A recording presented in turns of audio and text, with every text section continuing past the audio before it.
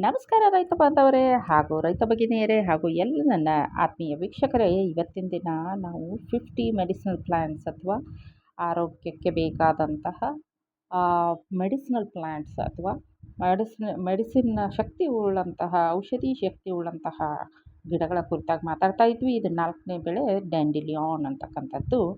ಡ್ಯಾಂಡಿಲಿಯಾನ್ ಅಂತಂದರೆ ಟ್ಯಾರಾಕ್ಸಾಮ್ ಅಂತಕ್ಕಂಥ ಬಾಟನಿಕಲ್ ನೇಮಲ್ಲಿ ಬರ್ತದೆ. ಇದು ಟ್ಯಾರಾಕ್ಸಾಮ್, ಟ್ಯಾರಾಕ್ಸಾ ಕಮ್ ಅಂತಕ್ಕಂಥ ಇದರಲ್ಲಿ ಬರ್ತದೆ. ನಂತರ ಬಂದು ಇದರದ್ದು ಸ್ಪೆಷಾಲಿಟಿ ನೋಡಿ, ಇದು ಯಾವ ರೀತಿ ಕಾಣ್ತದೆ ಅಂದರೆ ಈ ಥರ ಎಲ್ಲೋ ಫ್ಲವರ್ಸ್ ಇರ್ತದೆ, ಈ ಥರ ಡೇಟ್ ಇರ್ತದೆ. ಇದು ಕಳೆಯಾಗಿ ಕೂಡ ನಮ್ಮ ದೇಶದಲ್ಲಿ ಬರ್ತದೆ. ಇದನ್ನು ನಾವು ಹೆಚ್ಚಾಗಿ ಕಳೆಯಾಗಿ ನೋಡ್ಬೋದು ಅಂತ ಹೇಳ್ತೀನಿ. ನಂತರ ಇದ್ರ ಕುರಿತಾಗಿ ಮಾತನಾಡೋದಾದರೆ ಬಾಟನಿಕಲ್ ನೇಮು ಟ್ಯಾರಾಕ್ಸಾ ಕಮ್ ಅಂತಕ್ಕಂಥದ್ದು. ಕಾಮನ್ ನೇಮ್ ಅಂದರೆ ಬಿಟರ್ವಾಟ್ ಅಂತ ಕರೀತಾರೆ, ಬ್ಲೋ ಬಾಲ್ ಅಂತ ಕರೀತಾರೆ, ಕ್ಯಾಂಕರ್ ಬಾಟ್ ಅಂತ ಕರೀತಾರೆ, ಕ್ಲಾಕ್ ಫ್ಲವರ್ ಅಂತ ಕರೀತಾರೆ. ಯಾಕಂದರೆ ಅದು ಕೆಲವೊಂದು ಸೀಸನ್ನಲ್ಲಿ ಆಮೇಲೆ ಹೇಗೆಲ್ಲ ಬೆಳಗಿನಿಂದ ಸಂಜೆ ಆಗ್ತದೆ ಹಾಗೆಲ್ಲ ಇದು ಪೊಸಿಷನ್ನ ಚೇಂಜ್ ಮಾಡ್ತದೆ, ಬಾಗುವಿಕೆಯನ್ನು ಚೇಂಜ್ ಮಾಡ್ತದೆ. ಅದನ್ನು ಕ್ಲಾಕ್ ಫ್ಲವರ್ ಅಂತ ಕರೀತಾರೆ. ಐರಿಷ್ ಡಿಶ್ ಅಂತ ಕರೀತಾರೆ. ಅದೇ ರೀತಿ ಲಯನ್ಸ್ ಟೂತ್ ಅಂತಲೂ ಕೂಡ ಕರೀತಾರೆ. ಅಂದರೆ ಇದು ಹಲ್ಲುಗಳ ಏನು ಅಂತ ಹೇಳಿದರೆ ಲಯನ್ನ ಹಲ್ಲುಗಳ ರೀತಿ ಕಾಣ್ತದೆ ಅಂತಕ್ಕಂಥದ್ದು. ಪಿಸಿನ್ ಬ್ಯಾಡ್ ಅಂತಾರೆ, ಪಿಸಿನ್ ಲಿಟ್ ಅಂತಾರೆ.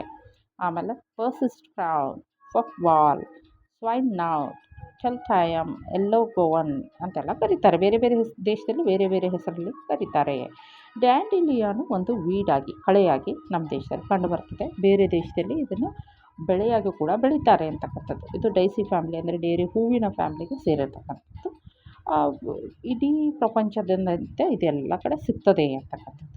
ಇದರಲ್ಲಿ ಹೈ ಲೆವೆಲ್ ಪ್ರೋಟೀನ್ ಇರ್ತದೆ. ಇದೊಂದೇ ಫುಡ್ಡನ್ನು ತೆಕ್ಕೊಂಡು ಸರ್ವೈವ್ ಆಗ್ಬೋದು. ಅಂದರೆ ಯಾವುದೇ ಆಹಾರ ಇಲ್ಲದೆ ಕೇವಲ ಈ ಹೂವನ್ನು ಮಾತ್ರ ಕನ್ಸ್ಯೂಮ್ ಮಾಡ್ಕೋಬೋದು. ಇದನ್ನು ಕುದಿಸಾದರೂ ತಿನ್ಬೋದು, ಬೇಳೆಕಾಳು ಜೊತೆಗೆ ಕುದಿಸ್ಕೊಂಡು ಎಲೆ ಮತ್ತು ಹೂವನ್ನು ಕುದಿಸ್ಕೊಂಡು ವೆಜಿಟೇಬಲ್ ಥರ ತಿನ್ಬೋದು, ಸೂಪ್ ಮಾಡ್ಕೊಂಡು ಕುಡಿಬೋದು, ಟೀ ಮಾಡ್ಕೊಂಡು ಕುಡಿಬೋದು. ಅದಲ್ಲದೆ ಸ್ವೀಟ್ಸಲ್ಲಿ ಬಳಸ್ಬೋದು. ಇದನ್ನು ಯಾವ ರೀತಿ ಕೂಡ ಅವರವರ ಶಕ್ಯತೆ ಅನುಸಾರ ಬಳಸ್ಕೋಬೋದು. ಹೈ ಪ್ರೋಟೀನ್ ಇರ್ತದೆ, ಆಮೇಲೆ ವಿಟಮಿನ್ಸ್ ಇರ್ತದೆ, ಮಿನರಲ್ಸ್ ಇರ್ತದೆ ಇದು.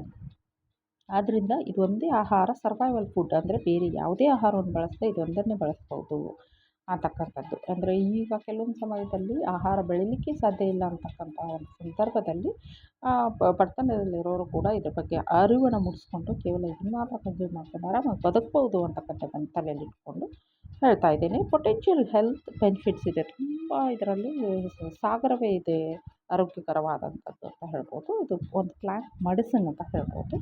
ನಾವು ಆಹಾರವನ್ನು ಔಷಧವಾಗಿ ಮಾಡಬೇಕು ಹೊರತು ಔಷಧವನ್ನು ಆಹಾರವಾಗಿ ಮಾಡಬಾರ್ದು ಅಂತಕ್ಕಂಥದ್ದನ್ನು ತಲೆಯಲ್ಲಿ ಇಟ್ಕೊಂಡು ಇದು ಏನೇನು ಮಾಡುತ್ತೆ ಅಂದರೆ ಫಸ್ಟು ಇನ್ಫ್ಲಮೇಷನ್ ಅಂತ ಹೇಳ್ತೇವೆ. ಈಗ ಕೆಲವೊಬ್ಬರಿಗೆ ಅಲರ್ಜಿ ಬಂದುಬಿಟ್ಟು ದೇಹದಲ್ಲಿ ಊತಗಳು ಬರ್ತಾ ಇರ್ತದೆ, ಅದು ಗೊತ್ತಾಗೋದೇ ಇಲ್ಲ. ತುಂಬ ಜನಕ್ಕೆ 98% ಜನಕ್ಕೆ ಯಾವುದೋ ಒಂದು ಭಾಗದಲ್ಲಿ ಊತಗಳು ಇದ್ದೇ ಇರ್ತದೆ. ಅದಕ್ಕೆ ಇನ್ಫ್ಲಮೇಷನ್ ಅಂತ ಹೇಳ್ತೇವೆ. ಆದ್ದರಿಂದ ಇದನ್ನು ಕನ್ಸ್ಯೂಮ್ ಮಾಡೋದ್ರಿಂದ ಆ ಇನ್ಫ್ಲಮೇಷನ್ ಕಡಿಮೆ ಆಗುತ್ತೆ. ಎಸ್ಪೆಷಲಿ ನೋಡಿ, ಒಂದು 70 to 75% ಗ್ಲೂಟನ್ ಬೇಸ್ಡ್ ಇನ್ಫ್ಲಮೇಷನ್ ಅಂತ ಬರ್ತಾ ಇದೆ ಇವತ್ತಿನ ದಿನದಲ್ಲಿ. ಅಂದರೆ ಗ್ಲೂಟನ್ ಅಂತಕ್ಕಂಥದ್ದು ಗೋಧಿ ಹಿಟ್ಟಲ್ಲಿ ಸಿಗ್ತಕ್ಕಂಥದ್ದು.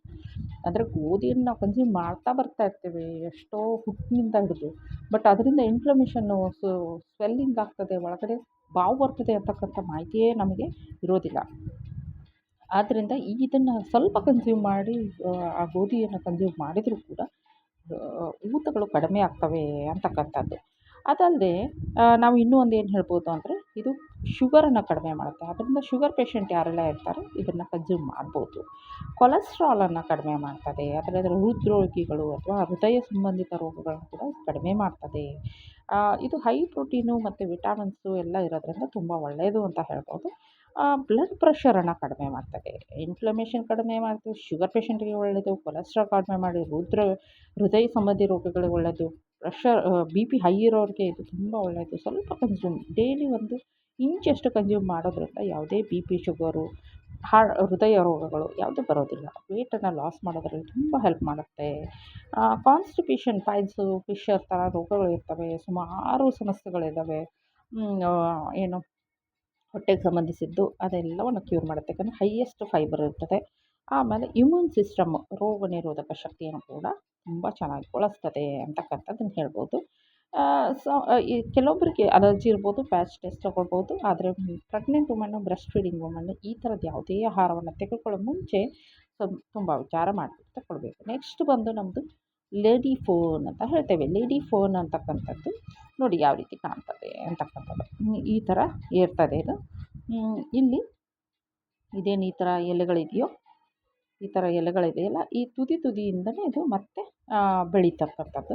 ಇದು ಕೂಡ ನಮ್ಮಲ್ಲಿ ಇಂಡೋರ್ ಪ್ಲ್ಯಾಂಟ್ಸ್ ಅಂದರೆ ಒಳಗಡೆ ಮನೆಯಲ್ಲಿ ಪಾಟ್ಗಳಲ್ಲಿ ಸಾಕುವಂಥ ಒಂದು ಬೆಳೆಯಾಗಿದೆ, ಕಳೆಯಾಗಿದೆ. ಆಮೇಲೆ ಇದರಲ್ಲಿ ಫರ್ನ್ಗಳಲ್ಲಿ ಇಲ್ಲಿ ಸ್ಪೋರ್ಸ್ ಇರ್ತವೆ. ಆ ಸ್ಪೋರ್ಸಿಂದಲೇ ಇದು ಸ್ಪ್ರೆಡ್ ಆಗ್ತಾ ಇರ್ತದೆ. ಆದ್ದರಿಂದ ಇದನ್ನು ಲೇಡಿ ಫೋನ್ ಅಂತ ಕರೀತಾರೆ. ಯಾಕೆ ಲೇಡಿ ಫೋನ್ ಅಂತ ಕರೀತಾರೆ ಅಂದರೆ ಅದ್ರ ಬಾಟನಿಕಲ್ ನೇಮೇ ಆ ರೀತಿ ಇದೆ. ಥೀರಿಯಮ್ ಫಿಲ್ಸ್ ಫೆಮಿನಾ ಅಂತಕ್ಕಂಥದ್ದು. ಥೀರಿಯಮ್ ಫಿಲ್ಸ್ ಫೆಮಿನಾ ಅಂತಕ್ಕಂಥದ್ದು ಏನಿದೆ, ಅದಕ್ಕೆ ಕಾಮನ್ ನೇಮ್ ಬಂದು ಲೇಡಿ ಫೋನ್ ಅಂತಾರೆ, ಕಾಮನ್ ಲೇಡಿ ಫೋನ್ ಅಂತಾರೆ, ಸಬ್ ಆರ್ಕ್ಟಿಕ್ ಲೇಡಿ ಫೋನ್ ಅಂತಾರೆ, ಅಸ್ಪ್ಲೇನಿಯಮ್ ಲೇಡಿ ಫೋನ್ ಅಂತಾರೆ, southern lady phone, tatting lady phone ಅಂತಾರೆ. ಯಾಕೆ ಲೇಡಿ ಫೋನ್ಗೆ ಲೇಡಿ ಫೋನ್ ಅಂತಾರೆ ಅಂತಂದರೆ, ಶಟಲ್ ಕಾಕ್ ಅಂತ ಅಂತಾರೆ, ಈಗಲ್ ಫೋನ್ ಅಂತಾರೆ. ಯಾಕೆ ಅಂತಾರೆ ಅಂತಂದರೆ ಇದು ಬೇರೆ ಬೇರೆ ದೇಶಗಳಲ್ಲಿ ತುಂಬ ಬರುತ್ತೆ. ಕ್ರಿಸ್ಮಸನ್ನು ಎಲ್ಲಿ ಆಚರಿಸ್ತಾರೋ ಅಲ್ಲಿ ಬರ್ತದೆ. ಇದು ಮುಖ್ಯವಾಗಿ ಆಚರಿಸಲಿಕ್ಕೆ ಬೇಕಾಗ್ತದೆ ಅಂತ ಹೇಳ್ಬೋದು. US United States of US ಅಲ್ಲಿ ಬರ್ತದೆ. ಆಮೇಲೆ ಯುರೋಪಲ್ಲಿ ಕಂಡು ಬರ್ತದೆ, ಕೆನಡಾ, ಆಸ್ಟ್ರೇಲಿಯಾ ಅಂದರೆ ಪ್ರಪಂಚದಾದ್ಯಂತ ಕಂಡು ಬರ್ತದೆ. ನಮ್ಮ ದೇಶದಲ್ಲಿ ಕೂಡ ಬೆಳೀತಾರೆ. ನಮ್ಮ ದೇಶದಲ್ಲಿ ಇಂಡೋರ್ ಪ್ಲಾಂಟ್ಸ್ ಆಗಿ ಬೆಳೀತಾರೆ. ಅದರ ತುಂಬ ಮೆಡಿಸಿನಲ್ ವ್ಯಾಲ್ಯೂ ಇದೆ ಅಂತಕ್ಕಂಥದ್ದು. ಇದನ್ನು ಯಾಕೆ ಹೈಯೆಸ್ಟು ಇದರಲ್ಲಿ ಪ್ರೋಟೀನ್ ಇರೋದ್ರಿಂದ, ಇದನ್ನು ಹೈಯೆಸ್ಟ್ ಪ್ರೋಟೀನ್ ಇರೋದ್ರಿಂದನೇ ಇದನ್ನು ಗುರುತಿಸಲಾಗಿದೆ. ಯಾವುದೆಲ್ಲ ಅಂತ ಹೇಳಿದರೆ, ಈಗ ಉದಾಹರಣೆಗೆ ನೋಡೋಣ. ಏನು ಅಂದರೆ ಪ್ರೋಟೀನ್ಸು ಜಾಸ್ತಿ ಇದೆ, ಜಿಂಕ್ ಇದೆ, ಕ್ಯಾಲ್ಸಿಯಮ್ ಇದೆ, ಪೊಟ್ಯಾಸಿಯಮ್ ಇದೆ, ಆಮೇಲೆ vitamin A, vitamin B complex ಇದೆ. ತುಂಬ ಹೆಲ್ತ್ ಬೆನಿಫಿಟ್ಸ್ ಇದ್ದಾವೆ. ಉದಾಹರಣೆಗೆ ಬೋನ್ಸು ಮತ್ತು ಟೀತ್ಸ್ಗೆ ತುಂಬ ಒಳ್ಳೆಯದು. ಯಾವೆಲ್ಲ ಮಹಿಳೆಯರು ಇವತ್ತಿನ ದಿನ ನೋಡಿ 100% ಮಹಿಳೆಯರಲ್ಲೂ ಯಾವುದೇ ವಯಸ್ಸಿನ ಯಾವುದೇ ಒಂದು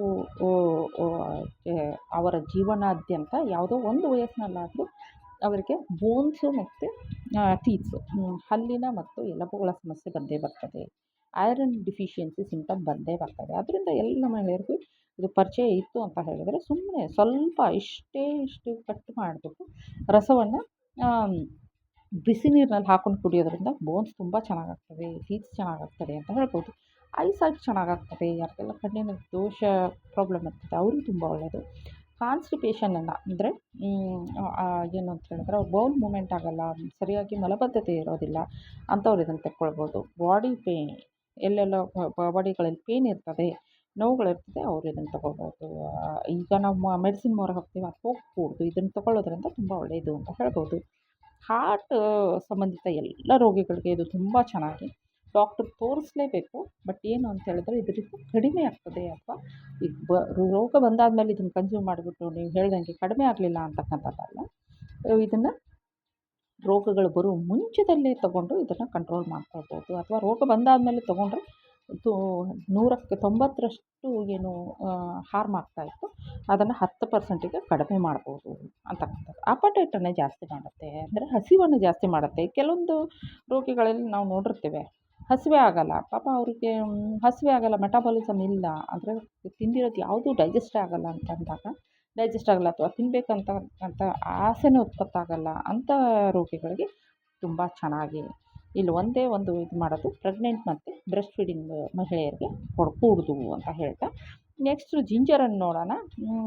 ಮುಂದಿನ ವೀಡಿಯೋದಲ್ಲಿ ನೋಡೋಣ, ಯಾಕಂದರೆ ತುಂಬ ಲಾಂಗ್ ಆಗಿಬಿಡುತ್ತೆ ವೀಡಿಯೋ ಅಂತ ಹೇಳ್ತಾ ಈಗ ಇದನ್ನು ಇಲ್ಲಿಗೆ ಮುಗಿಸ್ತೇನೆ. ಅದಕ್ಕೆ ಮುಂಚೆ ಇವತ್ತಿನ ಟ್ಯಾಗ್ಲೈನ್ ಬಂದು, ಉಳ್ಳವರು ಶಿವಾಲಯವನ್ನು ಮಾಡುವರು, ಉಳ್ಳವರು ಶಿವಾಲಯವನ್ನು ಮನವರು, ನಾನೇನು ಮಾಡಲಿ ಬಡವನಯ್ಯ, ಎನ್ನ ಕಾಲೇ ಕಂಬ ದೇಹವೇ ದೇಗುಲ, ಶಿರವೇ ಹೊನ್ನಿನ ಕಳಸವಯ್ಯ, ಕೂಡಲ ಸಂಗಮ ದೇವ, ಸ್ಥಾವರಕ್ಕಳಿಗುಂಟು ಜಂಗಮ ಕಳಿವಿಲ್ಲ ಅಂತ ಬಸವಣ್ಣವ್ರು ಹೇಳ್ತಾರೆ. ಬಸವಣ್ಣವ್ರು ಹೇಳ್ತಾರೆ ಅಂತ ಹೇಳಿದರೆ ಇದರ ಅರ್ಥ ಬಂದು, ಯಾರ ಹತ್ರ ಎಲ್ಲ ದುಡ್ಡಿದೆ ಅವರು ಶಿವಾಲಯವನ್ನು ಮಾಡ್ಬೋದು ಅಥವಾ ಕಟ್ಟಡವನ್ನು ಕಟ್ಬೋದು. ನಾನೇನು ಮಾಡ್ತೀನಿ, ಬಡವ ಇದ್ದೀನಿ ಅಂತ ಹೇಳ್ತಾರೆ. ನನ್ನ ಕಾಲೇ ಕಂಬ, ನನ್ನ ದೇಹವೇ ದೇಗುಲ, ಶಿರವೇ ಹೊನ್ನಿನ ಕಳಸ, ನನ್ನೇನು ತಲೆ ಇದೆ ಅದೇ ಹೊನ್ನಿನ ಕಳಸ ದೇವರೇ, ನನ್ನ ಮನಸ್ಸಿನಲ್ಲಿ ನೀನು ಉಳ್ಕೊಂಡು ನನ್ನನ್ನು ಕಾಪಾಡು ಅಂತಕ್ಕಂಥದ್ದು. ಕೂಡಲ ಸಂಗಮ ದೇವ, ಎಲ್ಲ ಸ್ಥಾವರಗಳೇ ಅಳಿವು, ಸ್ಥಾವರಗಳು ಬಿಲ್ಡಿಂಗ್ಗಳು ನಶಿಸಿ ಹೋಗ್ತವೆ, ಜಂಗಮ ಅಳಿಯೋದಿಲ್ಲ ಅಥವಾ ಮಾರ್ಮಿಕವಾಗಿ ಹೇಳೋದಾದರೆ ದೇಹ ಅಳ್ದು ಹೋಗ್ಬೋದು, ಆತ್ಮ ಕಳಿವಿಲ್ಲ ಅಂತಕ್ಕಂಥದ್ದನ್ನು ತುಂಬ ಚೆನ್ನಾಗಿ ಹೇಳಿದ್ದಾರೆ. ನಾವು ಈ ಥರದ್ದೆಲ್ಲವನ್ನು ನಮ್ಮಲ್ಲಿ ಅಳವಡಿಸ್ಕೊಳ್ಳೋಣ. ದುಡ್ಡು ಇರದೇ ಇರಲಿ, ಆರಾಮಾಗಿ ಖುಷಿಯಾಗಿರೋಣ ಅಂತ ಹೇಳ್ತಾ ಸರ್ವೇ ಜನ ಸುಖಿನೋ ಭವಂತು.